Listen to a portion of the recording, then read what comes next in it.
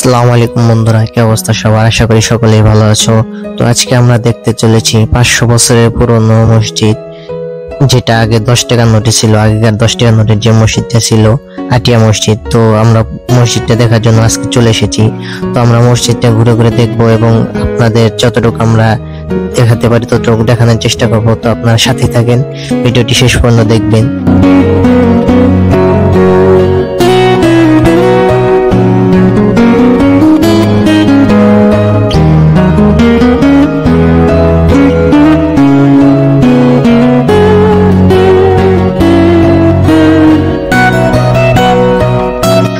মসজিদে ঢোকার শুরুতেই আমরা একটি সাইনবোর্ড দেখতে পাবো এবং পাশে একটি নোটিশ বোর্ড দেওয়া আছে।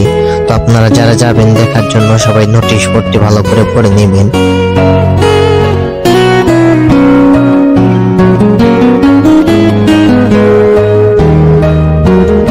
আর ডান সাইডের দিকে একটি দান বাক্স ও একটি খাতা দেওয়া আছে, যে খাতাটিতে যারা যারা মসজিদ দেখতে আসে মসজিদটা দেখে কেমন লাগলো আপনার মতামত এই খাতায় লিখে যাবেন। তো এখন আমরা ভিতরে ঢুকি, যেহেতু খাতার কাজ এখন না, খাতার কাজ হলো পরে। আপনারা পুরো মসজিদটা ঘুরে দেখার পরে পরে এসে আপনার মতামত জানিয়ে যাবেন। এখন আমরা ভিতরে প্রবেশ করি, ভিতরে যেয়ে দেখি যতটুকু আপনাদের দেখানো চাই আমরা দেখানোর চেষ্টা করবো ইনশাল্লাহ।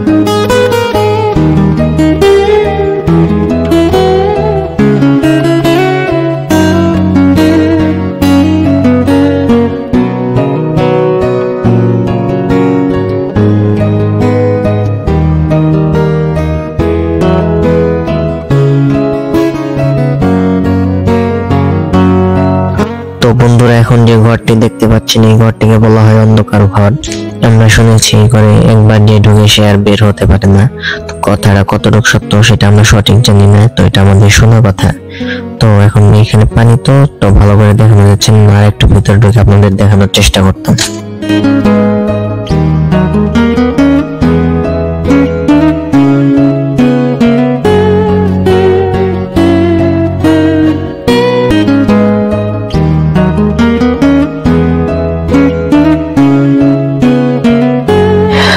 শত বছর আগে তখন কিন্তু কোনো আধুনিক প্রযুক্তি ছিল না, কোনো কিছু না। তো দেখেন তখনকার মানুষ হাত দিয়ে কি সুন্দর নকশাগুলো করছে, যে নকশাগুলো এখনকার প্রযুক্তি দিয়েও করা এতটা সম্ভব হবে না। তো দেখেন কি সুন্দর নকশাগুলো করছে, নকশাগুলো দেখে আসলে মানে মুগ্ধ হয়ে যাওয়ার মতন।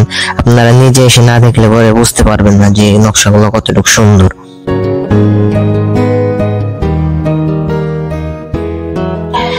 তো আমি ভিডিওতে তেমন বেশি কথা বলবো না, আপনারা ভিডিওটা দেখতে থাকেন এবং সৌন্দর্যটা উপভোগ করতে থাকেন।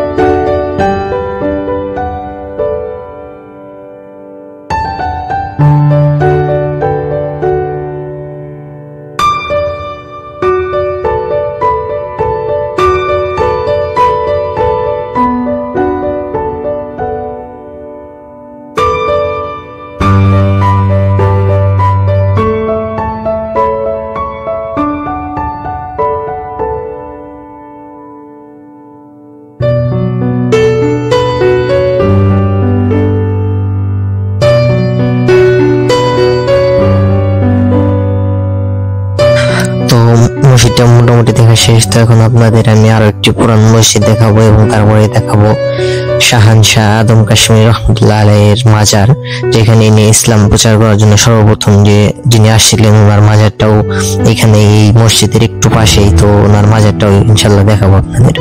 এই মসজিদটা অনেক পুরনো মসজিদ, কিন্তু এটার যত্নের অভাবে মানুষের অবহেলায় মসজিদটা এখন পরিত্যক্ত বন্ধ হয়ে গেছে। মসজিদ এখন আর ব্যবহৃত হয় না বা নামাজ পড়া হয় না। এটা অনেক পুরনো একটা মসজিদ।